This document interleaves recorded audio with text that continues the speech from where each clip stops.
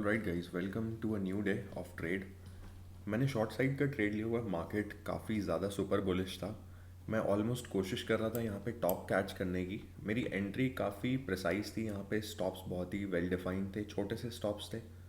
Risk को मैंने जैसा मैंने आपको इनिशियली बताया कि डे वन पर मैं रिस्क पर ट्रेड $250 रखूँगा, लेकिन मैंने उतना रिस्क नहीं रखा था। अभी तक भी मेरी साइकोलॉजी उतना रिस्क लेने के लिए रेडी नहीं है।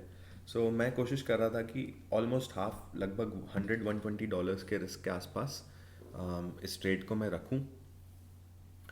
मैंने उतने रिस्क के साथ ही इस ट्रेड को लिया था। नाउ आई एम वॉचिंग कि क्या होता है।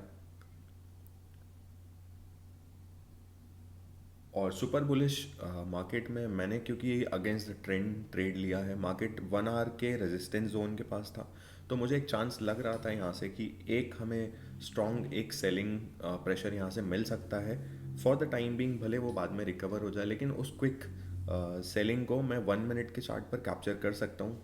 1 मिनट का चार्ट है, लेकिन नैस्डैक फ्यूचर्स बहुत क्विकली मूव करते हैं, तो बहुत जल्दी और बहुत क्विक मूवमेंट होता है उनका। मैंने अभी यहाँ पे थोड़ा सा मैं केयरफुल हूँ, क्योंकि बाय साइड का ट्रेंड जो था वो बाय साइड का था। तो जो स्पाइक आ सकता है ना, वो बहुत क्विक आ सकता है स्पाइक। इसलिए मैं अपने स्टॉप को भी ट्रेल करता चल रहा हूँ बिल्कुल साथ साथ में, ताकि मुझे कोई बड़ा लॉस ना हो। बड़ा लॉस तो क्या मतलब, रिस्क तो कम ही था इस ट्रेड में भी, लेकिन मैं चाह रहा था कि मुझे इस ट्रेड में लॉस लेना ही ना पड़े। अपने लूज़र्स को मैं जल्दी कट करने की कोशिश कर रहा हूँ यहाँ पे, क्योंकि ये ट्रेड ऐसा था जिसमें मूवमेंट जल्दी आना चाहिए था। तो इसीलिए मैंने इस ट्रेड में डिफ़ाइन कर लिया था कि मेरा रिस्क बहुत ज़्यादा नहीं होगा। एक बार मुझे इसमें इस ट्रेड में अच्छा प्रॉफिट गेन हो जाता है 100-150 डॉलर्स के आसपास का, 1:1 के आसपास का, तो भी मैं इस ट्रेड को कट कर सकता हूँ, क्योंकि I am trading against the trend. अब देखते हैं इस ट्रेड में क्या होता है। आगे मैनेज किया है मैंने, वो देखिए आप कैसे मैनेज किया है। इवन तो मेरी साइकोलॉजी और मेरा एग्जीक्यूशन अभी भी प्रॉपर नहीं है। I am not liking my execution, क्योंकि मैं ट्रेड को टारगेट तक जाने नहीं दे रहा हूँ, बहुत जल्दी अर्ली ऑन कट कर रहा हूँ। तो उसका उसका रीज़न ये है, रीज़न तो नहीं बोलूँगा, रीज़न तो साइकोलॉजिकल रीजन्स ही हैं, बट मैं बोलूँगा कि मुझे एग्जीक्यूशन को थोड़ा सा बिलीव रखना चाहिए। अगर मैं उतना रिस्क ले पा रहा हूँ, अगर मैंने एक रिस्क ले लिया ट्रेड में, तो I should be able to give it up. मतलब मेरा लॉस होता है तो होता है, ऐसे मुझे एक्सेप्टेबल होना चाहिए, उतना ही रिस्क लेना चाहिए। इसीलिए हम ट्राइंग कि अगर मैं रिस्क ले लेता हूँ तो फिर मैं स्टॉप लॉस जाने दूँ या फिर टारगेट तक जाने दूँ।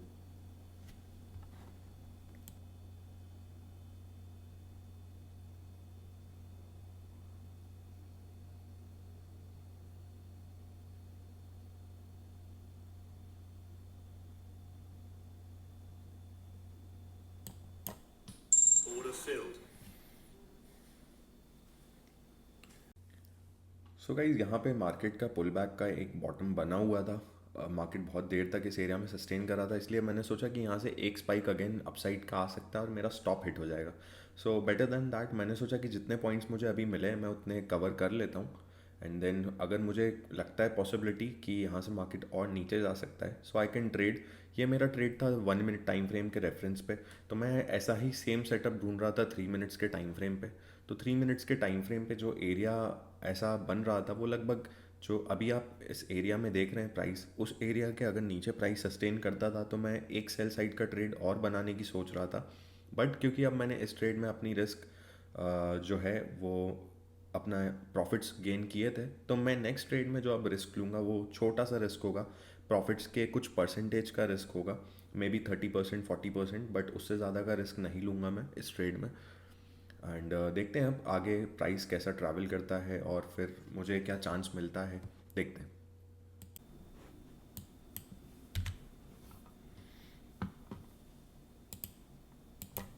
Order filled. Okay guys, we are in for second time. देखते हैं अब यहाँ पे क्या बन पाता है या नहीं बन पाता है।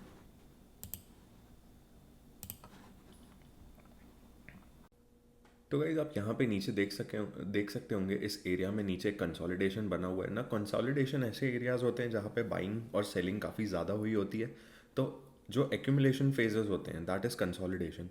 कंसोलिडेशन से हमेशा प्राइस का एक टर्न अराउंड पॉइंट हो सकता है, कंसोलिडेशन से दोबारा एक बाउंस हो सकता है, क्योंकि जैसे हम लोगों ने समझा है कि सपोर्ट पे जब प्राइस होता है तो सपोर्ट पे बहुत सारे जो प्रीवियस बायर्स होते हैं वो अपनी लॉन्ग्स को दोबारा एंटर करने की कोशिश करते हैं।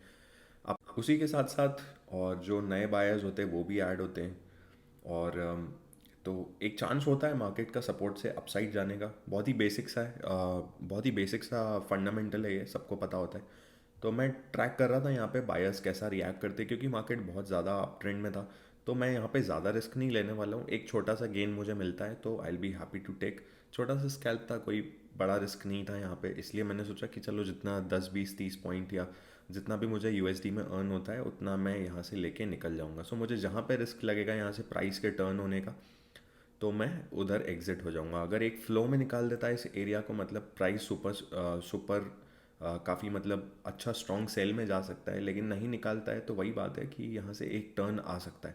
तो मैं उस टर्न का वेट नहीं करूँगा। स्कैल्प ट्रेड है, इवन दो चार्ट 3 मिनट्स का है। पास में मेरा ट्रेडोवेट का टर्मिनल खुला हुआ है टिक चार्ट पे, तो उस पर मूवमेंट काफ़ी क्विक दिखता है और इसलिए मैं वहाँ देख के अपने एग्जीक्यूशन को करता हूँ। ट्रेडिंग व्यू सिर्फ स्क्रीन रिकॉर्डिंग के लिए। यहाँ से मुझे लगा कि प्राइस पलट रहा है, इसलिए मैंने एग्जिट कर दिया। तो यही था आज के ट्रेड्स। सो गाइस, जो फाइनल पीएनएल बन के आ रहा है अभी इस अकाउंट पे वो है 50,440.86 USD। सो हमारा इतना स्टार्ट्स चल रहा है अभी फ़िलहाल। $440 हम बना चुके 3,000 में से।